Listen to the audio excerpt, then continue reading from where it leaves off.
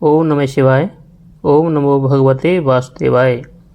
प्रिय श्रोताओं, आपका एक बार फिर से स्वागत है हमारे YouTube चैनल में। आपका दिन शुभ हो और आपकी सारी मनोकामनाएं पूर्ण हो। प्रिय श्रोताओं, आज आप सुनेंगे ज्येष्ठ मास महात्म्य का पावन 19वां अध्याय। कथा प्रारंभ करने से पहले आइए जान लेते हैं आज के शुभ मुहूर्त, तिथि और नक्षत्र के बारे में। यदि आपने हमारे YouTube चैनल को सब्सक्राइब नहीं किया है तो सब्सक्राइब कर लीजिए, जिससे इसी धार्मिक वीडियोज़ आपके पास सबसे पहले पहुंच सकें। और कथा अच्छी लगे तो वीडियो को लाइक करके कमेंट ज़रूर करिएगा।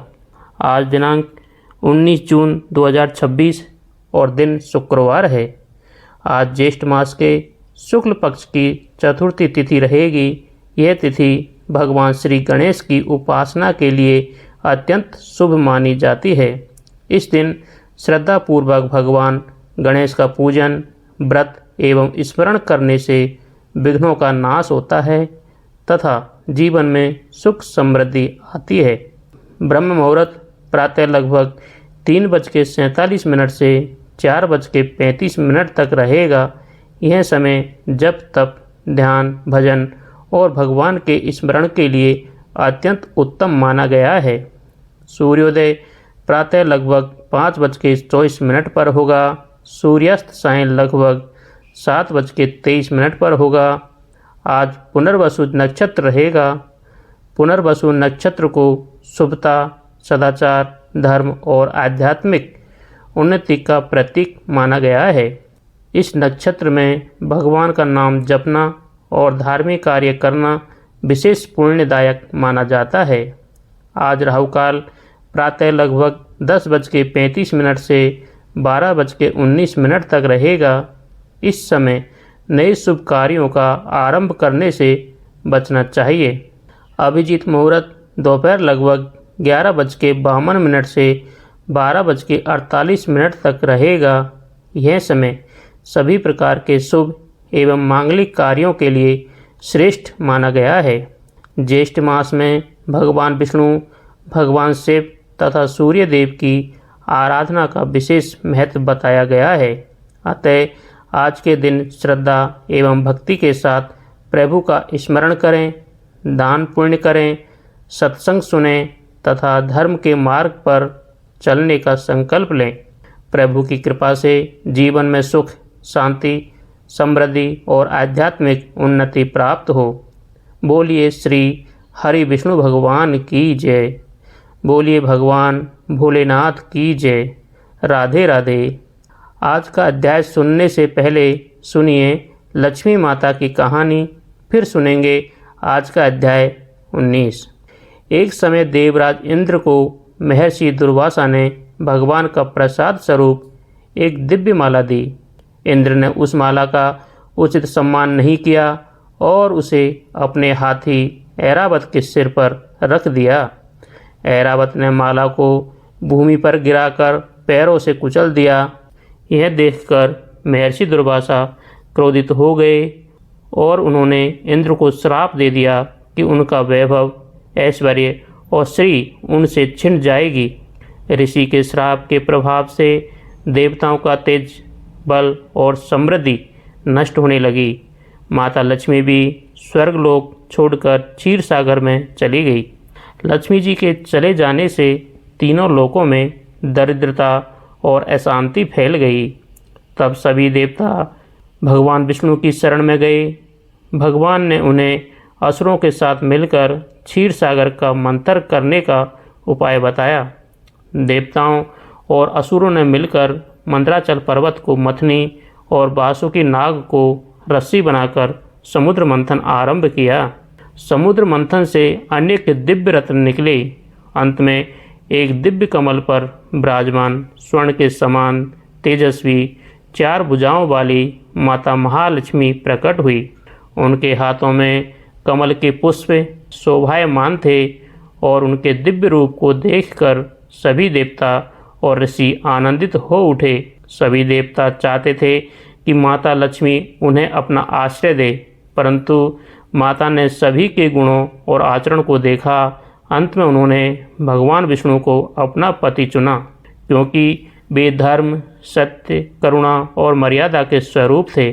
जब माता लक्ष्मी ने भगवान विष्णु के वक्ष स्थल पर स्थान ग्रहण किया, तब उन्हें देवताओं को शक्ति, वैभव और समृद्धि प्राप्त हुई। संसार में सुख और मंगल का विस्तार हुआ। तभी से माता लक्ष्मी को धन, ऐश्वर्य, सौभाग्य और समृद्धि की देवी माना जाता है। शास्त्रों में कहा गया है कि जहाँ स्वच्छता, सदाचार, सत्य, दान और भगवान का स्मरण होता है, वहाँ माता लक्ष्मी का निवास होता है। बोलिए माँ लक्ष्मी माता की जय। बोलिए श्री हरि विष्णु भगवान की जय। अब सुनिए आज का अध्याय। फिर सुनेंगे नरसिंह मेहता की कथा। आज इस 19वें अध्याय में निर्जला एकादशी व्रत का वर्णन किया है। व्यास जी बोले कि हे भीमसेन, उन पूर्ववासियों के ऐसे वचन सुनकर राजा पुलिंद क्रोध के वशीभूत होकर बड़े गर्व के साथ ऐसे वचन बोला, एक ग्रामवासी, यह एकादशी कौन है? इस दिन किसका व्रत किया जाता है? अरे मूढ़, निष्फल बात क्यों बनाता है? तू अपने घर कुशलता से चला जा, नहीं तो मेरे ये परम दारुण दूत तुझको मारेंगे। तत्पश्चात वे सब सैनिक नगर में घुस गए और बड़े बड़े महात्मा और साहूकारों के घर के दरवाजे तोड़कर घरों का अन्न और धन और कोष धीरे धीरे ले जाने लगे। बड़े बड़े धन भालों के घरों के फाटक तोड़कर अच्छे अच्छे धन को ले गए और समस्त नगर के घर भयानक सैनिकों से भर गया। उस दिन पूर्ववासियों को कंद, मूल और फलादि कुछ भी नहीं मिल सका और समस्त पूर्ववासियों को निर्जला एकादशी व्रत हो गया। सूर्य नारायण अस्त हो गए और नगर के बालकों तक को जल भी नहीं मिला और नगर में बड़ा हाहाकार होने लगा। स्वर्ग में भगवान विष्णु सहसा उठकर खड़े हो गए तथा गरुड़ जी को बुलाकर उनके कान में बहुत सी बातें समझा दी तथा गरुड़ जी की सवारी कर शीघ्र उसी नगर को गए और वहां जाकर विविध प्रकार की सेना की रचना की।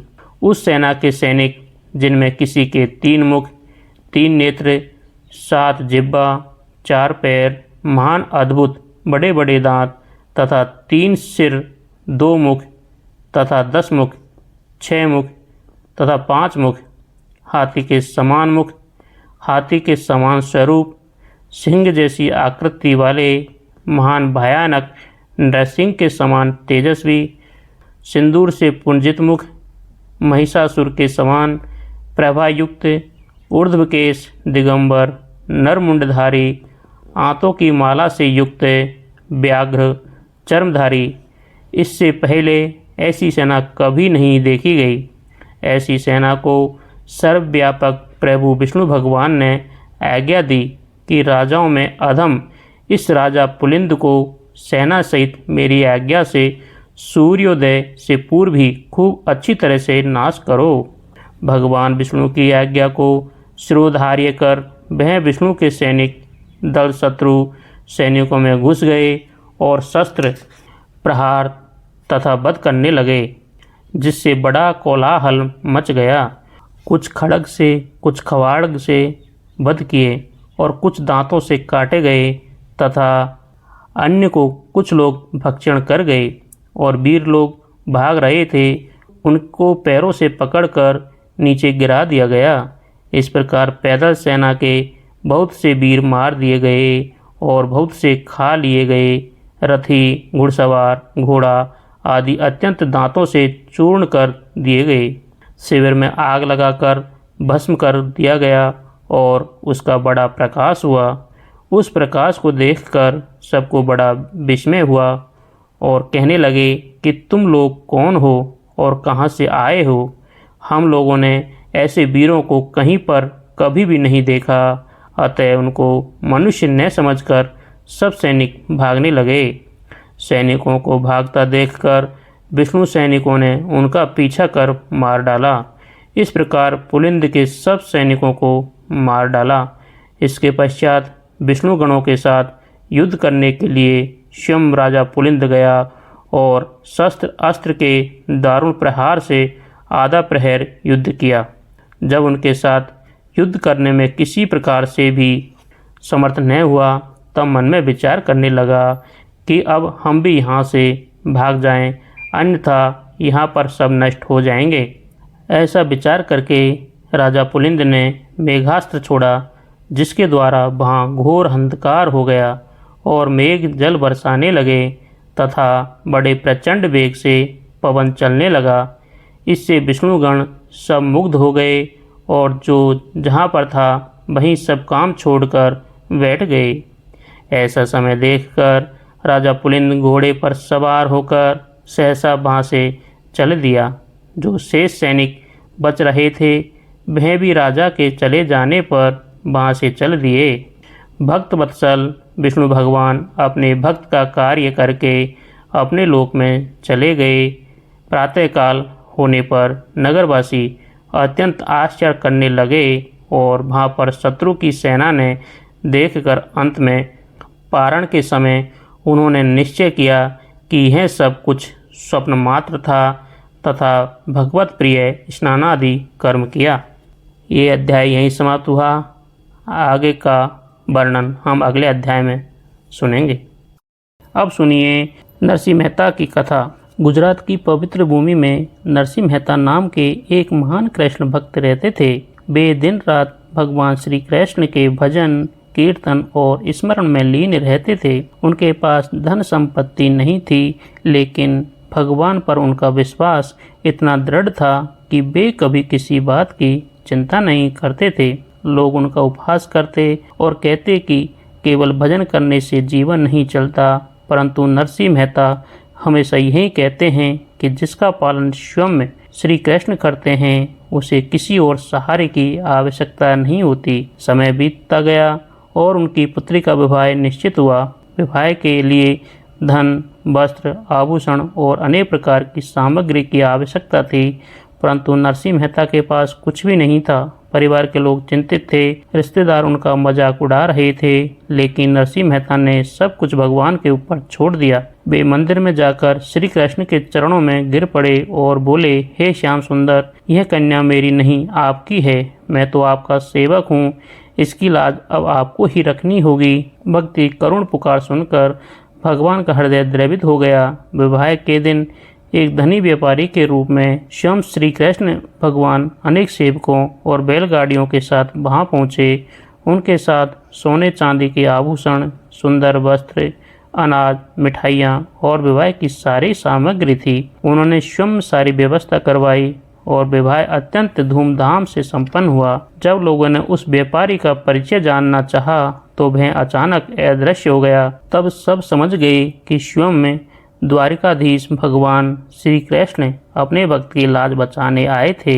इसके कुछ वर्षों बाद नरसिंह मेहता की पुत्री के यहाँ उसकी पुत्री का विवाह निश्चित हुआ।